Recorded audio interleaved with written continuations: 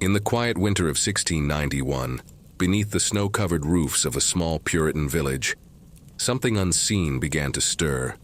Whispers turned to prayers, and prayers to fear, until neighbors, bound by faith, began to fear one another.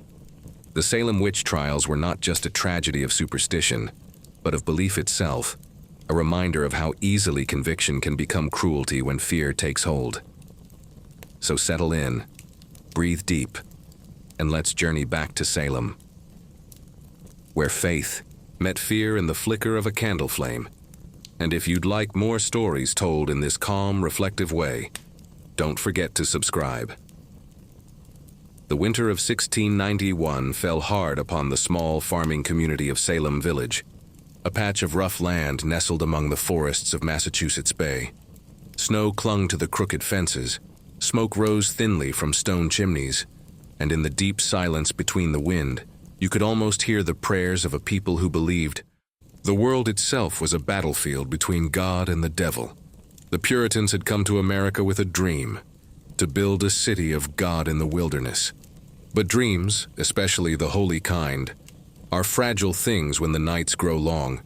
Their homes were plain, their churches colder than the fields in January, and their hearts, though devout, often trembled beneath the weight of their own convictions. Salem Village was not a town of laughter. It was a place of duty, of discipline, and of a faith so strict it could sometimes turn inward, like frost creeping along the edge of a window pane. Children rose before dawn to pray. Men worked the land until dark, and women kept fires burning and food scarce. There were few celebrations, few moments of ease. Even in their hymns, the people of Salem heard warning more than comfort. A constant reminder that life was a test, and every soul was one misstep from damnation. By the winter of 1691, the village was already uneasy. Years of quarrels over boundaries, sermons, and taxes had divided the people into bitter factions. Neighbors eyed each other across snowy paths. Old grudges simmered beneath every Sunday greeting. And in the midst of it all stood Reverend Samuel Parris, a stern, anxious man whose voice filled the meeting house with fire and judgment. Parris had come to Salem only a few years earlier, but already he had become both the shepherd and the storm. Some thought him too harsh. Others thought him the only one standing between them and the devil. And so, every Sabbath, his words rang out over the cold wooden pews, a chorus of fear wrapped in righteousness. The Puritans did not believe the devil was a metaphor. To them, he was real as the snow outside, as near as the wind against their windows. They saw the wilderness around them, vast, dark, and filled with strange sounds, as the devil's domain. And within that unseen forest, they imagined temptations, spirits, and unseen hands reaching toward their fragile settlement. Their faith gave them strength, but it also made them fragile. For the more they tried to live without sin, the more they saw sin everywhere. Inside the parsonage of Reverend Parris, two girls, his daughter Betty, just 9 years old, and his niece Abigail Williams, age 11, spent much of that cold season by the hearth, watching the flames dance in the dim light. The house was small and crowded, its walls bare, its rooms thick with the smell of smoke and wool. Servants came and went, and among them was Tituba, an enslaved woman brought from the Caribbean, whose songs and stories carried echoes of a world the Puritans could not understand. To the girls, she was a figure of fascination, her voice soft, her tales filled with mystery. But to the adults of Salem, Tituba was a shadow in a world that feared shadows too easily. As the snow deepened outside, the air within the Parris home grew heavy with unease. Betty and Abigail began to behave strangely, falling into fits, crying, out in unseen pain, speaking in tongues, curling their bodies as though seized by some invisible hand. At first, Reverend Parris prayed louder. He believed it was a test, that Satan had found a way into his household. Neighbors came to watch, some whispering that it must be illness, others certain it was witchcraft. And slowly, like the spreading of frost over glass, fear began to touch every home in Salem. The village physician, Dr. William Griggs, examined the girls and found no natural cause. And in a moment that would echo through history, he declared that they were under an evil hand. Those words, simple, chilling, and absolute, were enough to shift the village from reason to panic. People who had lived side by side for years now began to look at one another differently. Every strange word, every quarrel, every misfortune seemed to point toward hidden wickedness. It was not yet an accusation, but the thought of it hung in the air like smoke. Still, not all was fear. There were evenings when the fire burned gently, when children sang psalms by candlelight, and when the villagers found a moment's warmth in each other's company. But even those moments carried a kind of fragility, as if everyone knew the peace could break at any sound, for beneath every prayer there was a question unspoken. What if the devil was already among them? Salem was not alone in this belief. Throughout the colonies, stories of witches and dark forces had followed settlers across the ocean. In Europe, witch trials had already claimed tens of thousands of lives, and in a land as new and uncertain as America, it was easy to imagine that the devil had followed, waiting just beyond the tree line. For the Puritans, every storm, every sickness, every failed crop or stillborn child could be proof of a spiritual war raging unseen. And so they prayed harder. They fasted longer. They looked for signs, in dreams, in animals, even in the faces of their neighbors. In that long winter, when the snow muffled every sound and the forests grew darker by the day, the line between faith and fear began to blur. Reverend Paris preached of vigilance. He warned that the devil sought not the weak but the faithful, that he would come disguised, perhaps even in the body of a friend. And as the congregation sat in silence, the words took root. The people of Salem began to watch one another with eyes no longer filled with love, but with suspicion. In the Paris household, the girls' afflictions grew worse. They screamed during prayers. They claimed to see spirits, their eyes wide with terror at shapes no one else could see. The villagers gathered in frightened curiosity. Some wept, others prayed, and a few began to whisper the names of those they feared. Names that would soon become confessions, then testimonies, then sentences. But for now, in that first cold month, there was only silence.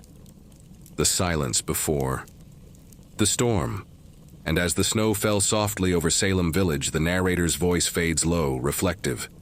Fear, once born, is a living thing. It begins as a tremor, a whisper in the mind, a question no one dares to answer. But when it finds echo in others, in prayer, in gossip, in faith, it grows. And soon it becomes a truth no one can bear to doubt. That winter, in a small Puritan village bound by belief, the first seeds of hysteria took root beneath the snow. And by spring, they would bloom into darkness.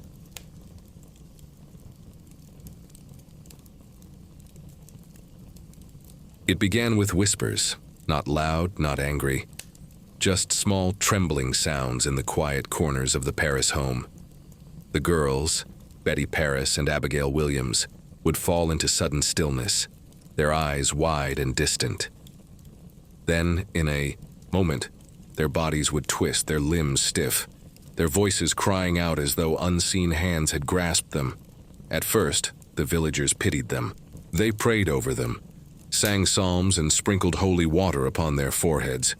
But when the fits grew worse, and when the girls began to shriek the names of others, that pity turned to terror. Reverend Paris himself was torn. A father, a minister, a man whose home had become the stage of a nightmare he could neither explain nor end. By February of 1692, others in the village began to show the same strange afflictions. Ann Putnam, only 12 years old, and her mother, Ann Putnam Sr., both fell into fits that mirrored those of the Paris girls. They convulsed, claimed to see the specters of townsfolk tormenting them, and cried out words that chilled the hearts of all who listened.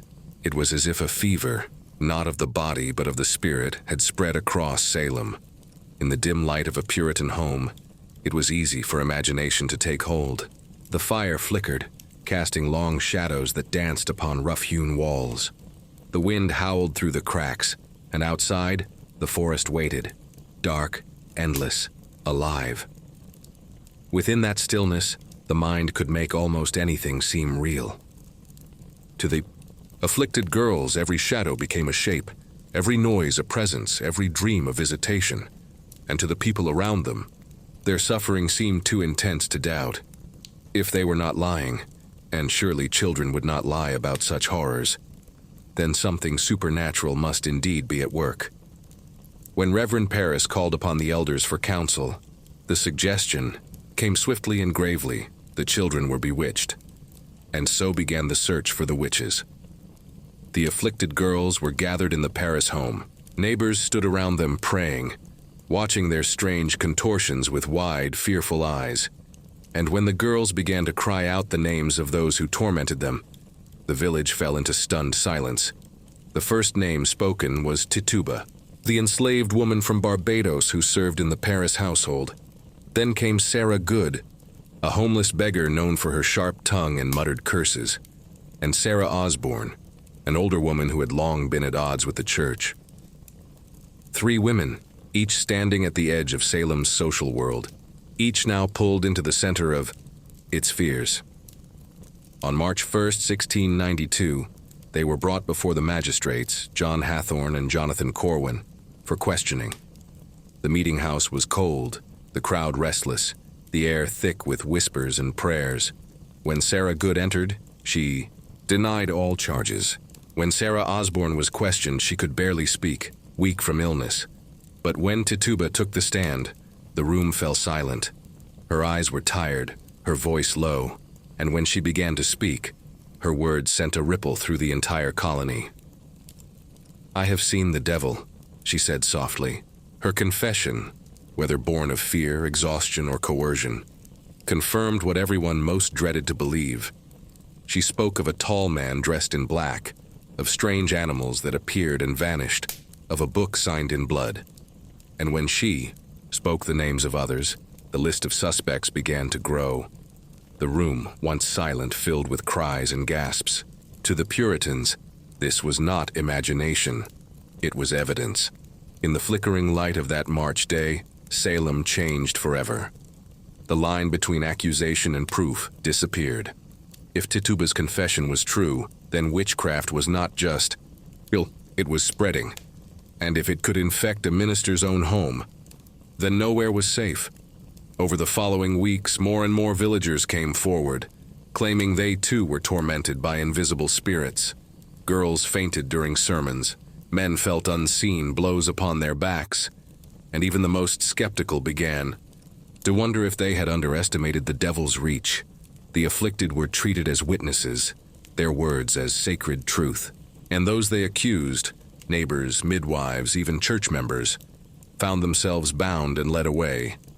From the outside, the events of Salem might seem like madness, but to those living within it, it felt like revelation, a terrible unveiling of evil they had long suspected was near. And in a strange, sorrowful way, it gave the people of Salem something they had not felt in years, a sense of unity. They prayed together, wept together, and clung to one another in fear. The trials, in their earliest days, felt almost like a form of purification, as if by naming witches they could cleanse the village of its spiritual sickness. But even as the villagers prayed, the shadows deepened, because each accusation led to another. Each confession brought new names, and soon the list grew longer than anyone could remember. Old grievances resurfaced, arguments over land, inheritance, and pride, now recast as signs of witchcraft. A quarrel from years before could become a motive for spectral revenge, and every misfortune, a broken fence, a dead cow, a failed harvest, seemed suddenly to have a sinister cause. By April, Salem was no longer a quiet village of farms and prayer. It had become a place where even silence could be suspicious. Children watched their parents carefully. Wives prayed for their husbands. Husbands questioned their wives. No one was untouched. And at night, as the fires dimmed, The afflicted girls cried out once more, names spilling from their lips like confessions of the soul. It is easy from the distance of centuries to see superstition and ignorance, but if you listen closely, if you imagine the cold, the hunger, the isolation of a small settlement on the edge of an unknown world, you might feel something gentler, pity. These were people trying to make sense of suffering, people whose world had no science, only scripture, no medicine, only prayer. When their children fell sick, they looked not for germs, but for demons. When their crops failed, they saw not weather, but sin. And in that fragile balance between faith and fear, a single spark could ignite the whole village. In the end, it was not witches that tore Salem apart. It was belief. Belief so strong, so desperate, that it turned inward, consuming its own. The afflicted girls, still trembling in their fits, would soon stand before magistrates, their words carrying the weight of life and death. But for now, as spring began to thaw the frozen ground, the snow outside the village melted quietly, revealing beneath it the first dark roots of what was to come.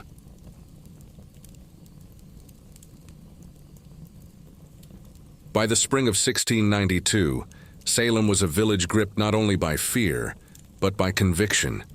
It was no longer enough to whisper, no longer enough to pray. Now, the people sought justice, and in their minds, justice meant purification.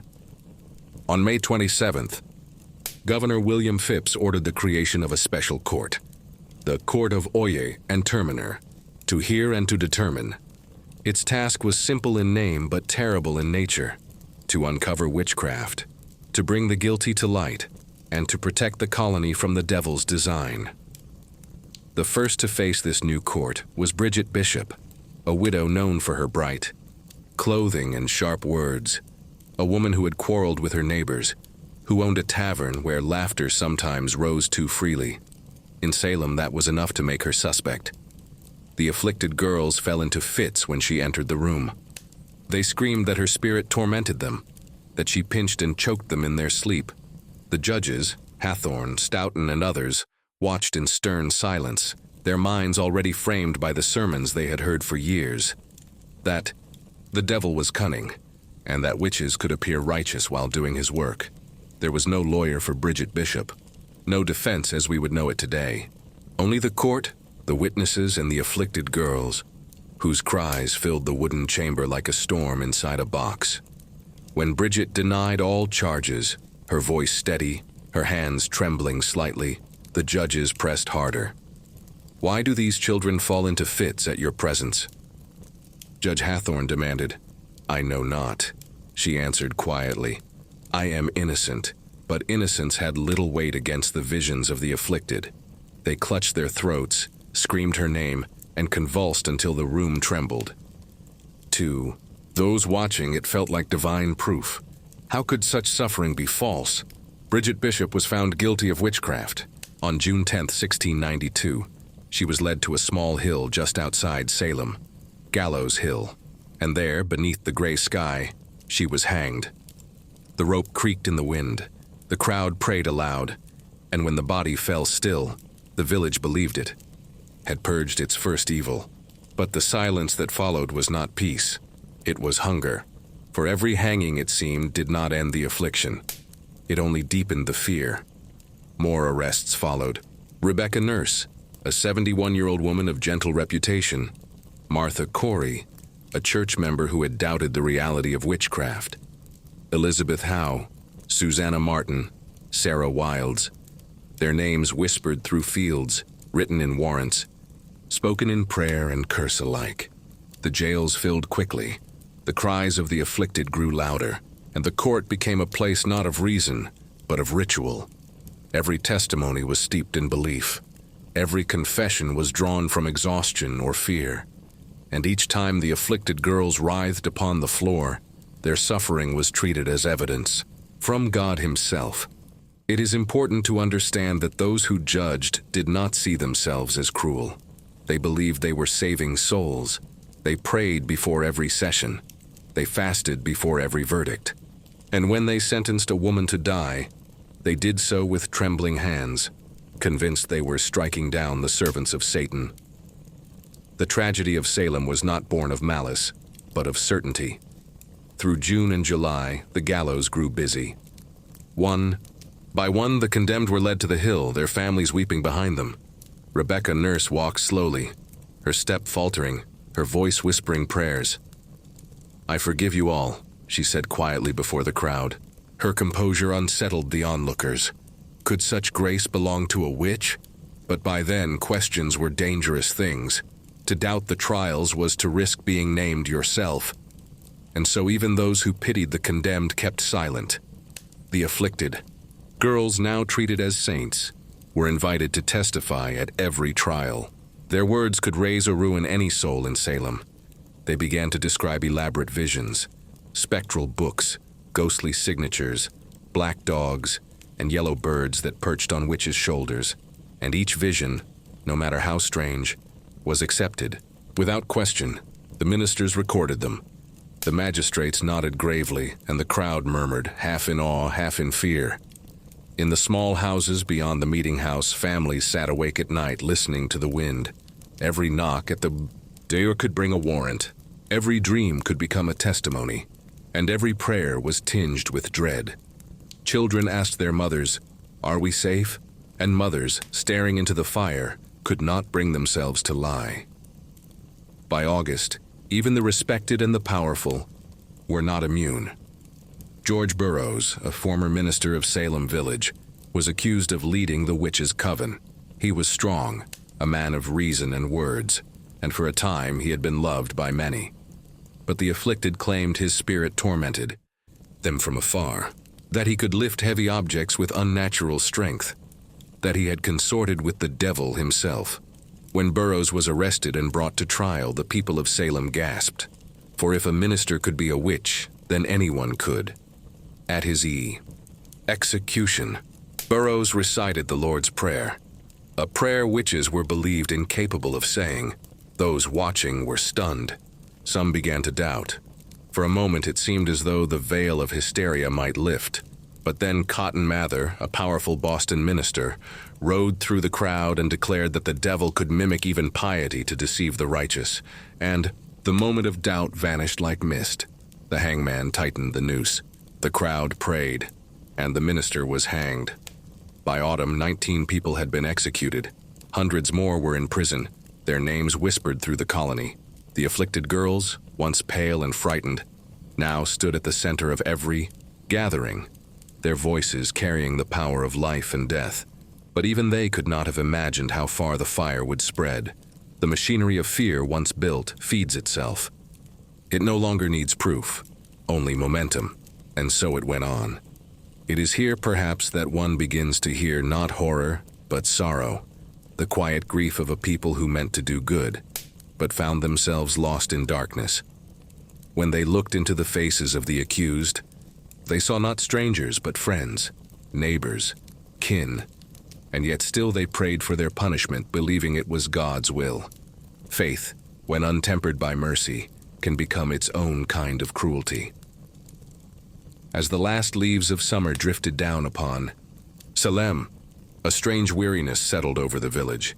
Even the most devout began to wonder why, after so many deaths, the devil still seemed near. And in that question lay the faintest spark of awakening, a realization that perhaps the evil was not outside them, but within.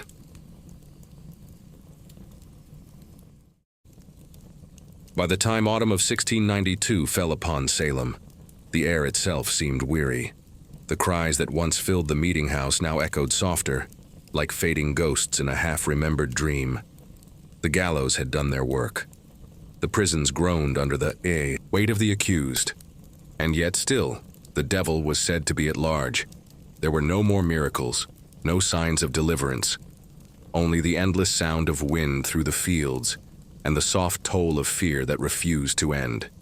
Even the afflicted girls, once the center of attention, seemed thinner now, their energy spent. They still cried out from time to time, but their voices carried less conviction, as though even they were unsure of what was real anymore. The ministers continued to fast and pray, their words still fierce, But the faces in the congregation had begun to change. Where once there had been rapt attention, now there was hesitation. Where there had been tears, now there was unease. For the people of Salem were beginning to see something they had not seen before, the faces of their own guilt. It began quietly. A question here, a doubt there. A man whispered to his wife, "If the devil walks among us, why do the righteous die?" A mother, mourning her daughter's hanging, asked if God could truly demand so much pain. Even the magistrates, who had sat so proudly behind their benches, now spoke less of certainty and more of burden. The court had become a place of ghosts, haunted not by spirits but by regret. In early October, Governor Phipps, who had once authorized the court of oyer and terminer, returned to Salem. After months away, what he found chilled him. Not only had dozens been executed, but hundreds more were imprisoned, some in chains so tight they could barely breathe. He saw families ruined, fields untended, and a colony on the brink of collapse. So with a single order, he dissolved the special court. There would be no more executions, no more trials for witchcraft. The machinery of fear, after months of devouring its own people, was finally forced to stop. But stopping the machinery did not stop the grief. The village was silent, a silence too deep to be peaceful. Those who had accused avoided the eyes of those who had lost. Those who had prayed for punishment now prayed for forgiveness, and those who had survived the prisons emerged pale, trembling, half afraid to believe they were free. Among them was Elizabeth Proctor, wife of John Proctor, a man who had been hanged in August for refusing to confess. She had given birth to a child in chains, her husband gone, her name blackened. When she was finally released, she said little, only this: "The world is God's, but men have tried to rule it." Her words hung in the air, a simple truth too late learned. Others, too, began to speak out. Increase Mather, one of the most respected ministers in New England, published a warning that would echo through the ages. It were better that 10 suspected witches should escape than that one innocent person should be condemned. It was a radical thought for its time, a reversal of the Puritan hunger for purity. And with those words, the tide began to turn. The people of Salem, who had lived for months in a fever dream, slowly began to awaken. But waking is not the same as peace. And for many, the guilt of what had happened was a wound that never healed. Children grew up without parents, husbands sat by empty hearths, and women, once accused, were never fully trusted again. The very fabric of the community, woven tight by faith, had been torn by that same faith's extremity. It is one of the great paradoxes of Salem, that the people sinned not by abandoning their beliefs, but by clinging to them too fiercely. Years later, when the colony tried to make amends, it did so with the same quiet awkwardness with which it had once accused. In 1697, a day of fasting and repentance was declared. The village gathered once more in the meeting house, not to name witches, but to name sorrow. They prayed for those they had hanged. They prayed for the innocent still burdened by shame. And perhaps they prayed for themselves most of all. Some of the afflicted girls, now young women, came forward with trembling confessions. Ann Putnam, Jr., who had been one of the loudest voices in the trials, stood before the church in tears. She said, "It was a great delusion of Satan that deceived me. I desire to lie in the dust and beg forgiveness. There was forgiveness, but it came softly, and not for everyone, because forgiveness, like truth, is a slow thing. It does not arrive in a single day." And so Salem moved on, though never fully healed. The gallows hill grew over with grass. The meeting house weathered and was rebuilt. Children were born, and the old generation faded away. But the story of fear, faith, and fragile humanity, remained. When we think of Salem now, it is easy to imagine only the horror, the trials, the hangings, the madness of it all. But beneath that horror lies something quieter, something deeply human. A longing for certainty in a world that offers none. a desire to explain the unexplainable. A hope that, by finding evil, we might destroy it, even if the evil lies within ourselves. Salem teaches not only of superstition, but of the power of belief itself. For belief is not always gentle. It can heal, and it can destroy. It can lift a people to hope, or lead them into fire. In 1692, it led them to the gallows, but in its aftermath, it also led them to reflection, to the first quiet steps toward reason and toward mercy. The wind that once howled through the forests of Massachusetts now whispers only faintly over the old stones. The fields where children once cried out in terror are peaceful now, their soil holding the echoes of prayers and regrets alike. And perhaps, if you stand there at dusk, you might feel what they felt. The endless, trembling balance between light and shadow, between faith and fear.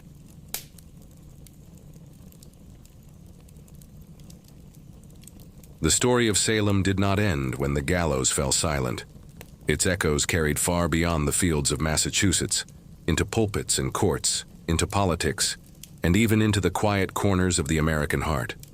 It became not just a tragedy, but a mirror. And when America looked into it, generation after generation, it saw a reflection of its own fears. In the years after the witch trials, the colonies began to change. Science was growing, the Enlightenment was spreading, and the world was slowly learning that not every mystery was a curse. But still, the memory of Salem lingered. Ministers wrote sermons warning against hysteria. Judges began to demand evidence, not visions. And slowly, the law itself began to bend away from belief and toward reason. Yet even as the years passed, the wound remained. It lived in family stories, in the descendants of the condemned, in the whispered names no one liked to mention. It too lived in the landscape, in the hill where the gallows once stood, where wildflowers grew thick in summer, and where the air seemed heavier than elsewhere. And it lived most of all in the nation's sense of caution, the quiet fear of what happens when conviction overpowers compassion.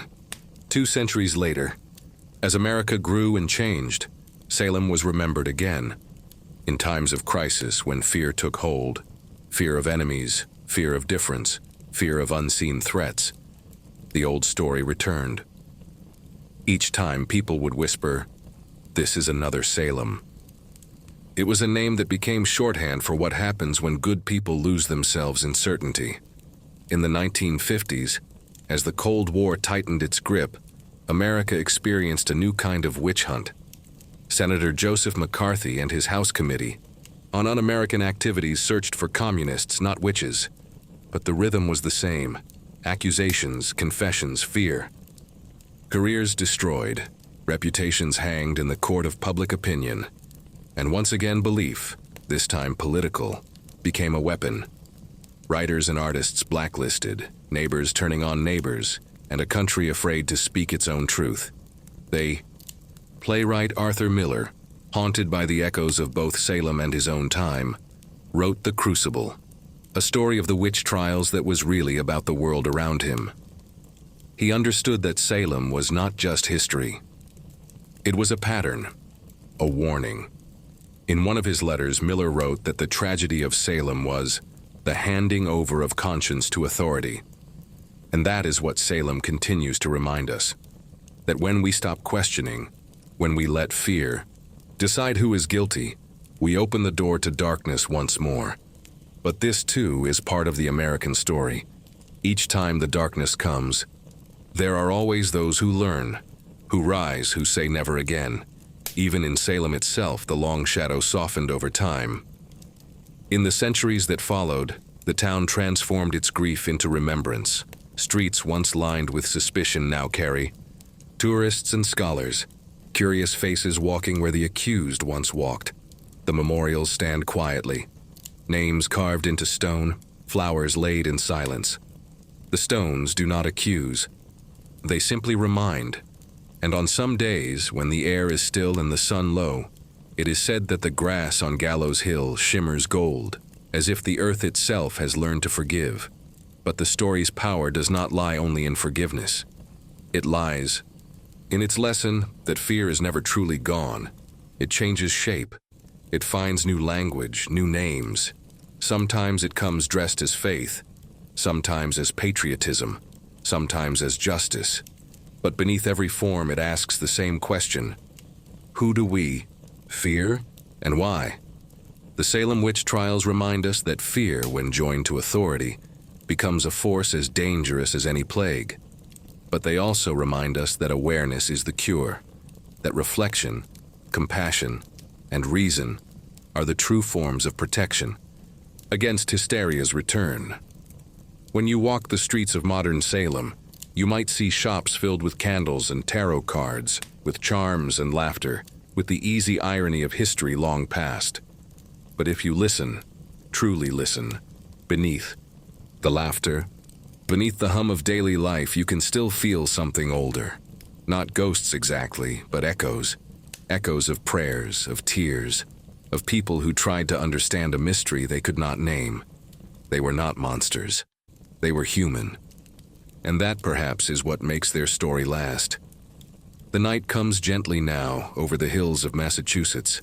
The same wind that once rattled Puritan shutters moves softly through the trees. And in that wind, there is both warning and peace, because Salem is not just a place, it is a reminder that the heart of fear is not in the devil, but in ourselves. And it is in the human heart, too, that the cure resides. When we think of Salem, it's easy to imagine that it happened long ago in another world, to people somehow different from us. But if we listen closely, we can still hear it breathing inside us. The need to belong, the fear of being different, the desperate comfort of certainty.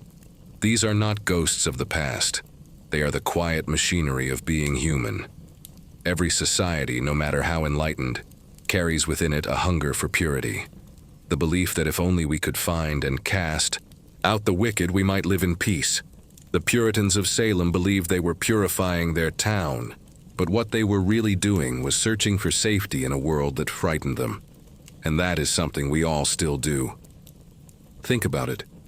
When we are afraid, we reach for certainty. When we feel uncertain, we search for someone to blame.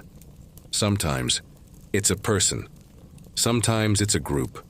Sometimes it's an idea. But the pattern is always the same. Fear becomes suspicion. Suspicion becomes belief. And belief, when it hardens, can make good people do terrible things. Psychologists have a word for this: cognitive closure, the deep desire to end confusion, to hold one clear answer even when it might be wrong. In Salem, that answer was witchcraft. In other times, it has been race, politics, religion, ideology. We tell ourselves we are seeking truth, but often we are simply seeking peace. And sometimes peace is easier to find in certainty than in compassion. The witch trials began not with evil, but with fear. A few strange fits, a few unexplained illnesses, and an entire community began to unravel. Each accusation felt like control returning. Each confession felt like order restored. But it was illusion, a fragile web spun from terror and longing. The same web appears today, in smaller ways, whenever we rush to judge, to label, to condemn, before we understand. It's the old whisper of Salem, still alive in the corners of the human heart. And yet there is something else that lives within us too, the part that learns. The part that grows quieter after every storm. That is also what makes us human. For if we carry the seed of hysteria, we also carry the seed of empathy. If we have the capacity for blind belief, we also have the capacity to awaken from it. That awakening often begins in silence, a silence much like the one that fell over Salem when the last gallows was taken down. After every collective fear, there comes a moment of reckoning, a time when people look back and ask, how did we let it happen? Those moments, painful as they are the beginnings of wisdom. They teach us that truth is rarely loud, that goodness does not always wear a righteous face, and that real courage often lies in doubt. There is a strange beauty in the quiet that follows hysteria, because in that quiet human beings rediscover humility. They begin to see that certainty can be a form of blindness, and that faith, to be true, must leave space for mystery. Perhaps that's why the story of Salem still speaks so powerfully, not because it is a tale of monsters, but because it is a tale of us. We live in a world now flooded with voices, millions of opinions, beliefs, shouted across screens and airwaves, and still the same fragile longing remains, to be right, to belong, to be safe. When we scroll, when we argue, when we decide who is good and who is bad, a part of Salem still whispers. The question is not whether the whisper will vanish, but whether we will recognize it and choose not to listen. Salem teaches us that belief must always walk hand in hand with humility. That truth, if it is to remain kind, must always allow room for uncertainty. And that mercy is not a weakness. It is the greatest form of wisdom. If you close your eyes for a moment and imagine the people of Salem, the judges, the girls, the prisoners, the ministers, you might begin to see them differently, not as villains or victims, but as people caught in a dream they could not wake from, a dream made of fear, and like all dreams, it faded when morning came. Perhaps that is why their story is strangely comforting in the end, because it reminds us that the storm always passes, that the fever always breaks, and that even in the darkest confusion, there remains somewhere a small light of understanding waiting to be found. When dawn finally came to Salem, it came softly. The sun touched the rooftops, the trees, the old wooden church, and though nothing could undo what had happened, the light returned all the same. That is the quiet promise at the heart of every human tragedy. That morning will always come, and when it does, it asks us only one thing and to remember.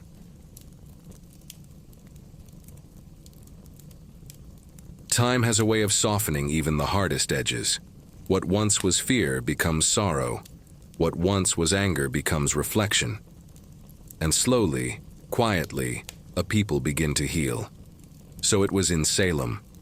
Years after the gallows fell silent, the town began to whisper new words, not of accusation, but of atonement.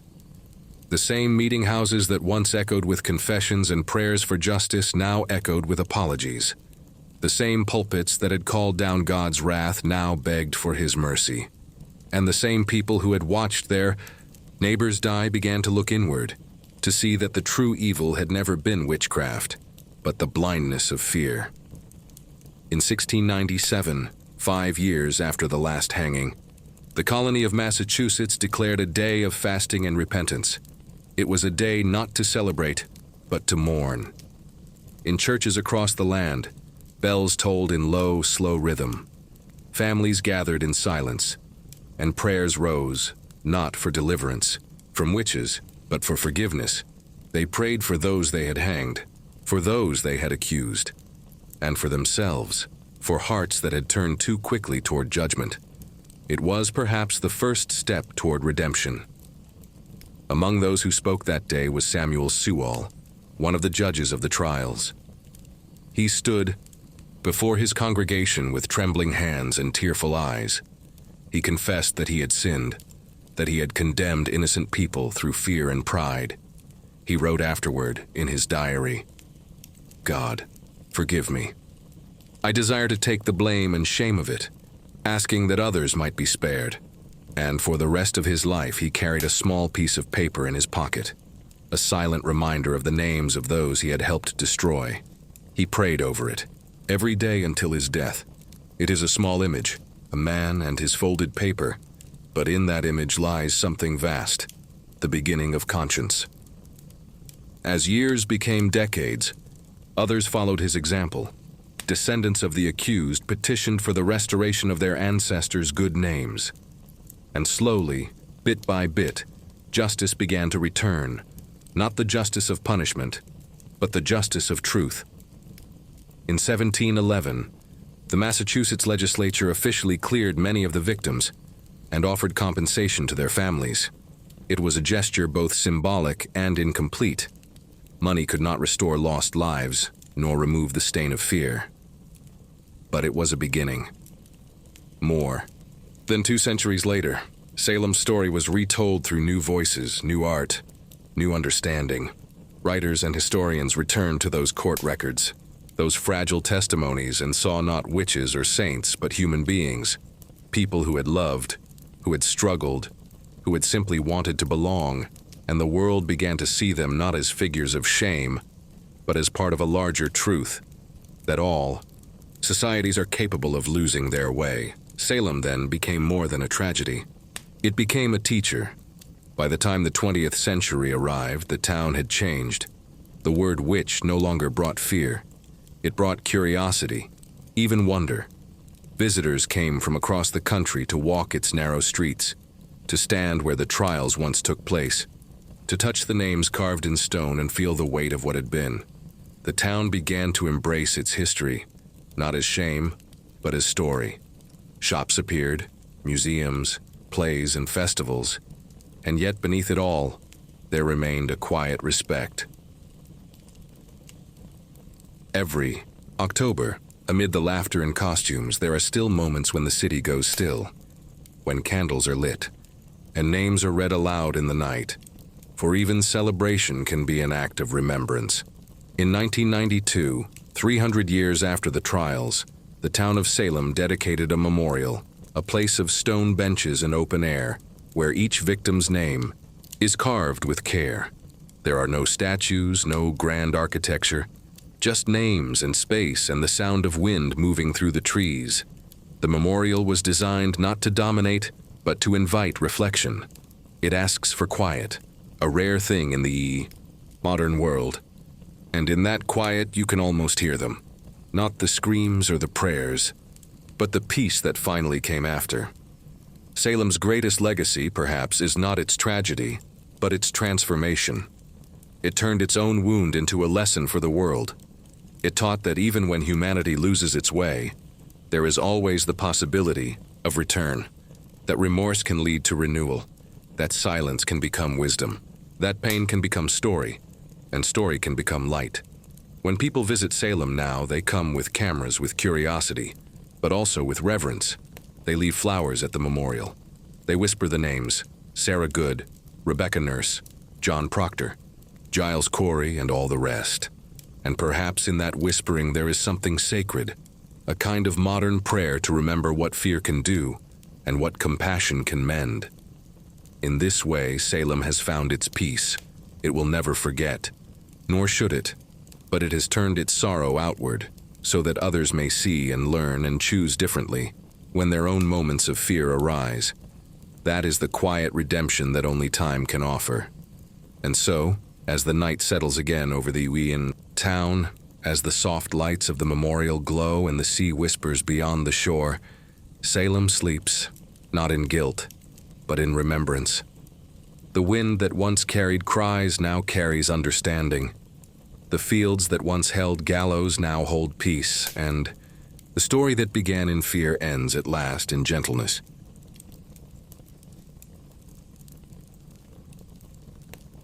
There is a kind of silence that follows every great storm, a silence that does not erase what has happened, but holds it tenderly, like a memory too important to forget. That is the silence that lives in Salem now. 3 centuries have passed. The names have faded from parchment.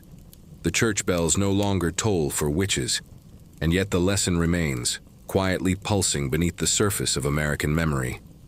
It is a lesson not only about fear, but about us, about the strange, trembling beauty of the human heart. When we look back at Salem, it is easy to see the horror, the injustice, the blind cruelty.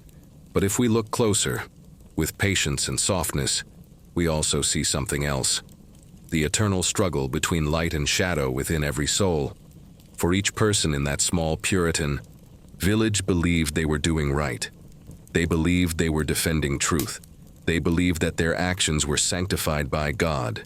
And that is what makes Salem so haunting and so human, because none of them were monsters. They were frightened, confused, searching for meaning in a world that felt fragile. And in that search, they lost their way. This is why Salem endures, not as a tale of witches, but as a mirror. It reflects the oldest truth of all, that fear is not the opposite of faith, but its shadow. When faith loses its humility, it becomes fear. When fear wears the mask of righteousness, it becomes cruelty. And when cruelty is justified as duty, it becomes history. The story of Salem is a reminder that even goodness can become dangerous when it forgets to be gentle. That the moment we believe we are too pure to err, we are already standing at the edge of darkness. But it also reminds us that redemption is always possible, that light returns even to the most haunted places, because the same hearts that can destroy can also heal. The same voices that condemn can also confess, and the same minds that fall into hysteria can awaken into wisdom. Think of it. A town once cursed by fear is now known across the world, not as a place of shame, but as a place of learning. Each year, thousands visit not to relive the terror, but to understand it. They walk the cobblestone streets, feel the salt wind from the sea, and stand before the stones engraved with names. And in that standing still, something gentle happens. The story, once sharp with grief, becomes soft with meaning, and the ghosts, if they are there at all, are no longer restless. They are simply waiting, watching, reminding. What Salem teaches, in its quiet, enduring way, is that the human heart is both fragile and extraordinary. It can be frightened by shadows and still long for light. It can wound and heal in the same breath. It can destroy out of fear, and yet, given time, it can love again out of understanding. This, perhaps, is why the story belongs not only to America, but to all of us. Because in every time, in every place, there comes a moment when a people must decide whether to listen to fear or to compassion. And that decision, whispered quietly in homes, in hearts, in histories, is what shapes the world. When night falls over Salem today, the air smells faintly of salt and pine. The sea murmurs beyond the harbor, and the stars rise slowly above the rooftops. The town glows in small lights, street lamps, window candles, the warm hum of life continuing. It is peaceful now, gentle, almost sacred. And if you walk there in the stillness, you might feel something subtle. Not sorrow, not fear, but remembrance. A sense that the past has not vanished, but settled quietly into the earth, like seeds. And from those seeds, something compassionate has grown. Maybe that is what history truly is. A garden of memory, where both weeds and wildflowers take root. We cannot remove the weeds. They are part of us. But we can let the wildflowers grow and learn to tend them better next time. That is the promise within every human mistake. And so, as this story closes, as the night deepens and the wind grows soft, we return to the simplest truth. We are all capable of fear. We are all capable of cruelty. But we are also capable, miraculously, of grace. That is what Salem leaves behind. Not just a warning, but a kind of peace. The bells no longer toll in the meeting house. The gallows are gone. But the lessons remain, gently echoing through the centuries, reminding us to look inward before we judge outward, to question before we condemn, to listen before we speak, and perhaps most of all to forgive ourselves and one another. The story of Salem is a candle in the dark, its flame flickering but unextinguished. It burns not to frighten but to illuminate, to show us that truth is fragile, that mercy is stronger than fear, and that even in our most haunted moments, we are never beyond redemption. Now the night is quiet. The story has been told, and the town at last is still. The stars above are the same ones that watched over those frightened souls so many centuries ago, the same stars that watch over us now. And under their steady light we remember, Salem was never only about witches. It was about people, about faith and doubt and the endless trembling courage of the human heart. And as you rest tonight, with this story still lingering in the quiet air, Perhaps you'll feel a kind of peace.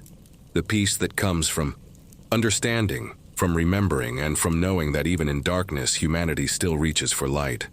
The night is calm. The story is done. Sleep well, and may the lessons of Salem rest gently in your dreams.